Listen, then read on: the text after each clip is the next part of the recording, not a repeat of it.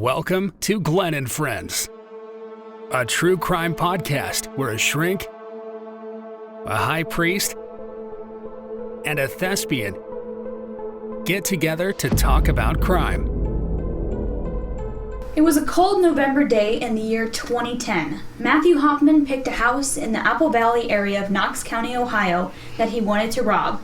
The house was secluded and the garage door was open. It would be an easy steal. Hoffman would end up killing 3 people that day and kidnapping and raping a young girl. And for why? I guess we will find out. We'll find out. All right, then. Welcome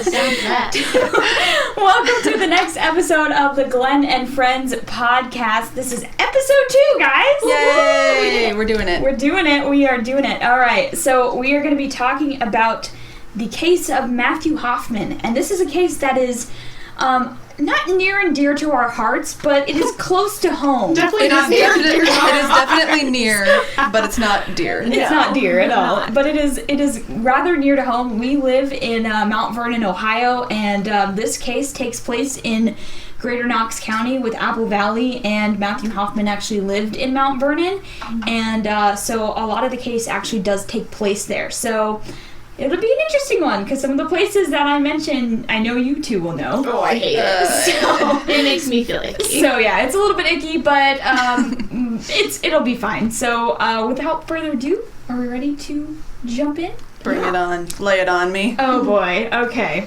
All right. So, here are the details. Matthew Hoffman chose the house he wanted to burglarize, and then he waited. Hoffman spent the night in the woods across from Tina Herman's isolated Knox County home, bundled in a sleeping bag to ward off the cold of the November night. He watched the split-level house. He dozed.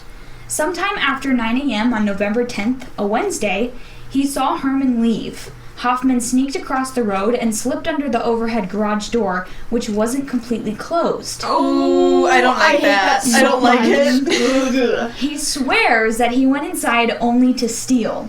He says he was excited by just being in someone else's home alone. He was excited, was he? He was excited by it.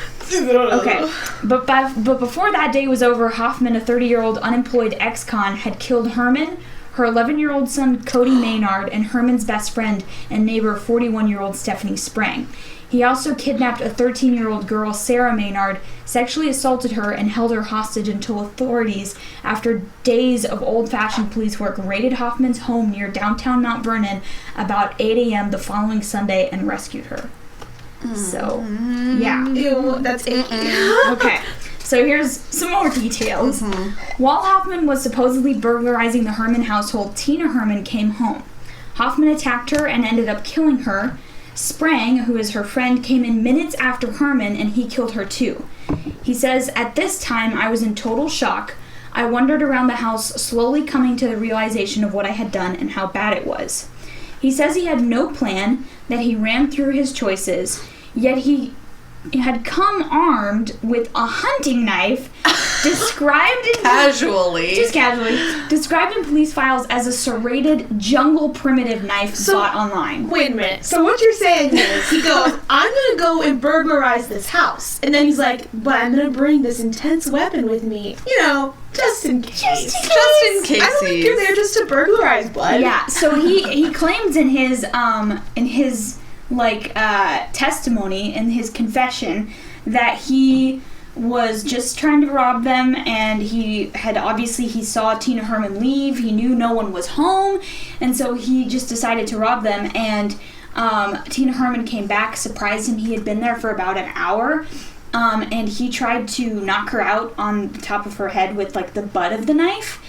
So he claims. And he said it didn't work. He tried to hit her several times and it didn't work. And then Stephanie came in a few minutes later. Stephanie's a neighbor. Yeah. And that's when it went crazy, and so he just decided to kill them. And so he stabbed them several times. Where's the son in this? Was he there already? I'll explain. Okay. So, Yeah, so he was in the middle of what he called processing the bodies in the home's bathroom when the children returned from school. Processing? He called it processing. What the heck? Like he was like dismembering. meat. Oh. He was dismembering them. That's So- more than processing. Yeah, so they surprised him too. Hoffman said the girl ran into her room and he killed Cody just inside the front door. Using an electrical cord from a fan, he tied up the girl and left her in the kitchen. It appears that she never saw the rest of the house, which was like a scene from a horror movie, according to people that like came across the crime, obviously. So Hoffman told investigators that he left the house in Springs Jeep Cherokee with the bodies and the girl loaded inside. It seems that Hoffman moved quickly that first night, rigging the pulley equipment. He left the girl alone in his home, and then taking the bodies to the woods. At various times, he used several vehicles, including his own, Herman's Ford pickup truck, and Springs Jeep to move around. He walked from location to location twice as well, and once rode his bike. One thing he hadn't counted on, however, was an investigation to start so soon. So on Thursday morning, which is the day after the crime, Herman's boss went by her home and saw the blood, and that triggered a full-scale missing person investigation. The entire community soon swarmed with authorities. A key event occurred, though, on Thursday night when Hoffman went to a bike trail near Kenyon College, where he had left Herman's pickup. Yeah, I know. I was like, Oh no! Because we all like have been to Kenyon, so this is like when someone's visualized. I think my eyebrows just shot off my forehead. he had left Herman's pickup truck by Kenyon College at this parking lot, and he intended to take the truck back to her house and burn the place down. Oh, icky. Just in case. Yeah. So, but the police were there, and at this point they had no reason to suspect Hoffman, but a deputy did question him anyway, and he told the deputy that he was waiting for his girlfriend to get off work at the nearby Kenyon Inn. Deputies finally linked everything when they found, while still examining the Herman home, a Walmart bag with 2 tarps and a box of 55-gallon heavy-duty trash bags. They went to the store, watched surveillance video, and saw the man who had bought the tarps. They saw what he drove, realized that the man the deputy had talked to the park that night drove the same car, and they were pretty sure they had their man. Footprints outside the Herman house led investigators to believe that someone, a woman or a girl with a size 7.5 shoe, had left the house alive with an attacker. And at this point, they're like, who's still alive? Because they don't have any evidence that anyone was dead at this point. So they knew where Hoffman lived. Now they just had to go get him. So about 8 a.m. on Sunday, November 14th, 4 days after the murders, authorities busted into the door of Hoffman's home and found him asleep on a living room sofa. Officers searched the barely furnished first floor of the home and found no one else dead or alive. What they did find, however, was a room with thousands of leaves covering the floor and walls, seemingly insulated, with hundreds of plastic shopping bags filled with leaves. And we will post the pictures because it's pretty crazy. Oh, there are pictures? There's pictures. There are Oh, pictures. throw up. Okay. I have a visual and There I don't was- like it. Yeah. There's a sewing cabinet that blocked what appeared to be a basement door. They moved the cabinet and went down the steps. There, they found the girl in disheveled clothes on a makeshift bed. Hoffman was arrested, and the girl was reunited with her father later that day. Maynard said his daughter is back in school, which this is Larry Maynard, Sarah Maynard, and Cody Maynard's dad. And she was working with therapists to get past this tragedy and loss. She is strong, he said, and has gotten through this with her faith in God and the love of her family. So I can't even fathom what Sarah went through. She was with this guy for 4 days. She was 13 at the time. She was a baby. And actually, what's interesting is when she was rescued by the police, she thought her family was still alive. Like, she didn't know. No. She had no idea her mom was dead. She had no idea her brother was dead. Because like Hoffman said in his testimony, she ran straight to her room, and so she didn't see Cody was killed, and she didn't see the rest of the house, so she didn't realize that they had been killed. Oh, that hurts me. Yeah, so she literally told the police she was just, like, she was kind of in shock and, a little bit hysterical, because she was like, I'm late for school, I need you to take me to school. Oh my gosh. So, yeah, she was not in a good state, obviously. Yeah. And Hoffman, what's interesting is actually Hoffman, in his confession, claims that he treated Sarah really well. Like, he was like, I cooked her hamburgers and I played video games with her and like all of these horrible things, even though he sexually assaulted her multiple times and kept her like bound and gagged like almost the entire time. And How so many days? 3 days? 4 days. Oh my gosh. And so that's what he claims. Sarah claims very different things. So it's really interesting to see that discrepancy there. That he, I remember reading from the case thing, it was saying like certain psychologists were like, he has kind of come up with this idea that he was treating Sarah like a guest in his house to make himself feel better. Okay, okay, Shrink, it's your turn to answer my question real quick. Okay, so question. Do you feel like his doing that was his way of justifying his crime? Like, making himself feel like he's not as much of a bad human being? Because obviously he's an evil human being. For sure. Okay. For sure. And, like, I wouldn't call it remorse, obviously, but it's justification. It's something, yeah, because he tried to make it seem as if he was treating her just like a guest at his house, like someone just living there with him, rather than someone that he had kidnapped and sexually assaulted. And they link him a lot to some mental health issues. So a lot of people don't realize this, but like serial killers are not considered mentally ill. Like it's just disturbances most of the time that they have in their like own character. Most of the time they know exactly what they're doing, and they have certain things, like they are psychopaths, and so they just don't feel remorse, but that's not a mental illness technically. No. Right. So they link him more toward the mentally ill side because of this weird obsession he had with the leaves and like all of these other things that would link him to being mentally ill. Also, did he ever expound upon the leaves? Like why he had all of the leaves? So he was a tree trimmer.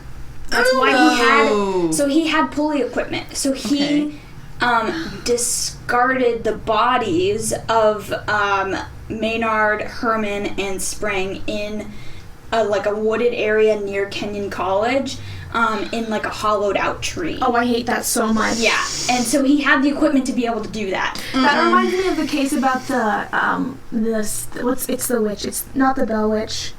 It's like this. They found this body like hundreds of years after she was put in the tree, in like this hollow of a tree. These kids found her. That reminds me of it. But I didn't realize he put them in the hollows of a tree. Yeah, and they had to basically like take the death penalty off of his off the plate for him to actually give the information where the bodies were. Like they did a deal with him for that. Oh my gosh. So was this near Kokosin Gap Trail? Kind of, but it's more towards like Kenyon and Apple Valley. Okay. So, yeah. Sorry for those that don't know Knox County, Ohio that well for those questions, but obviously for us, we understand that more. So, anyways, Hoffman is in prison, and he's been sentenced to life, thank goodness. In his confession, he never asked for forgiveness or said he was sorry. He said, "I did not enter the house to kill those people. I did not know a single one of them. I did not know their names, and I do not know who all lived at their house. I did not plan for any of this to happen." Thatcher, who was the prosecutor, said he believes Hoffman's story that the home was chosen at random and that it was a burglary gone very, very wrong. Larry Maynard, on the other hand, thinks otherwise. He said, "A thief steals and a murderer kills. He's just a monster. He's the closest thing to a devil I've ever seen." So, that's my presentation, but I then throw the question to you guys. What do you think? Do you agree with Maynard or do you agree with Thatcher? Throw it at us. Thatcher's the one who said it. He's the prosecutor who believes that it was just a burglary gone very, very wrong. I do not agree with him. I agree with the other one. Maynard. It's Sarah's dad. Sarah and Cody's dad.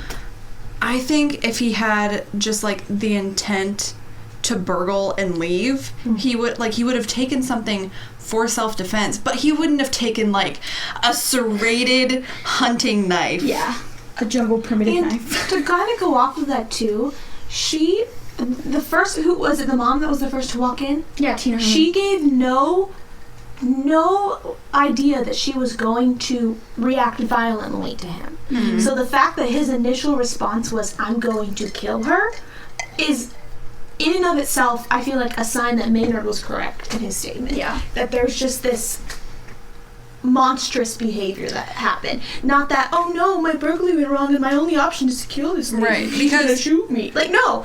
She showed no signs of violence in her initial reaction. Mm-hmm. Like, and if I were her, I would have been like, let's level with each other for a minute. Take what you want.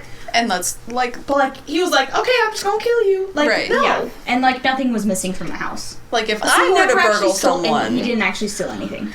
Okay. In theory, if I were to burgle someone and so they came home unexpectedly and I was startled, I would, like, pee my pants and then, like, run out the nearest door. I wouldn't think, oh, let me just murder them really quick. Right. Yeah.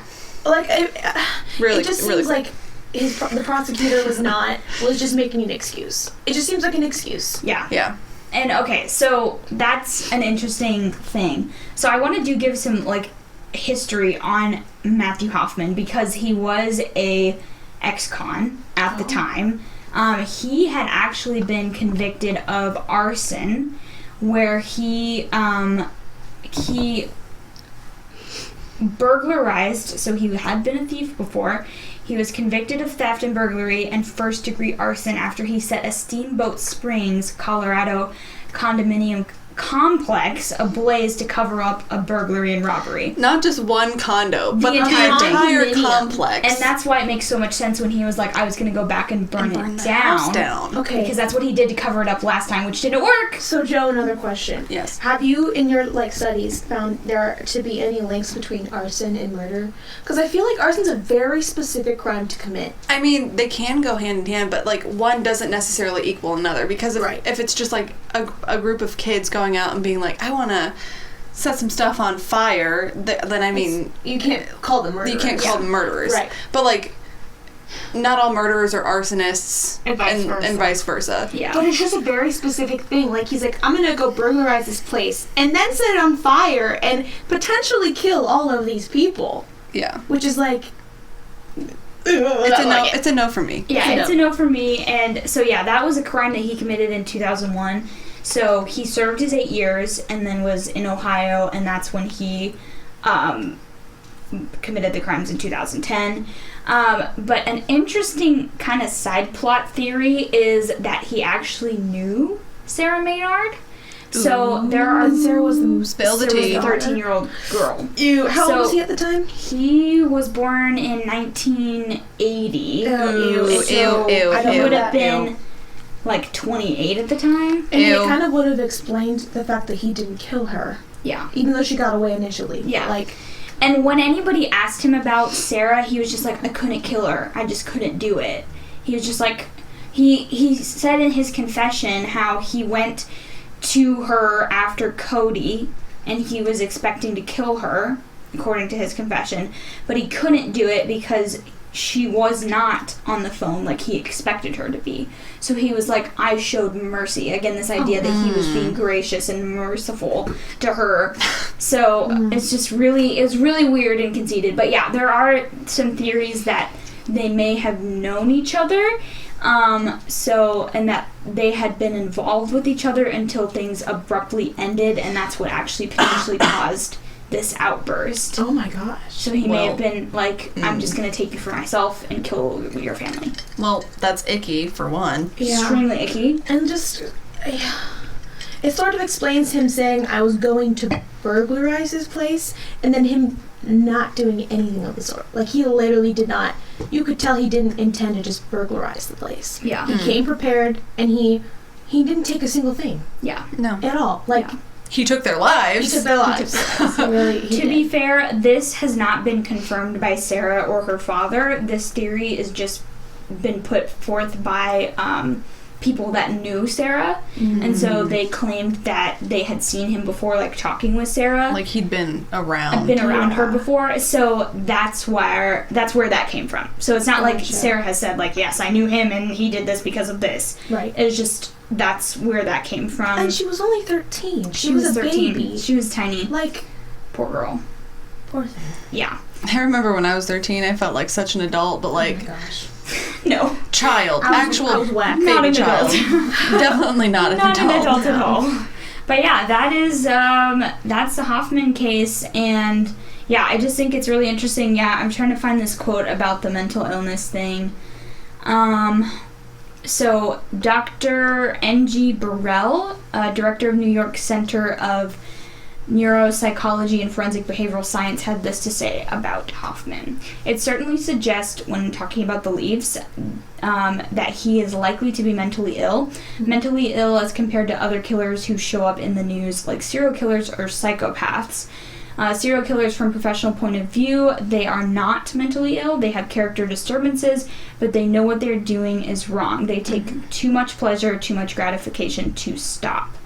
So, and he said it would take talking to him to find out what it means with the leaves, but his delusions are very elaborate delusions related to trees, what trees produce, being in and around on trees, and putting people in trees. I was going to say, it makes sense as to why he put them in a tree. Yeah. Well, and you hear, like, on TV and, like, on the news that criminals with a mental illness will usually get, like, a pardon for, like, having some sort of mental illness, in some cases, depending on, like, severity and type of mental illness and on. But, like, when it's just a straight-up psychopath who was, like, premeditating all of these killings and sought out some, like, pleasure to be gained from this, that's when you see, like, bless you. Thank you.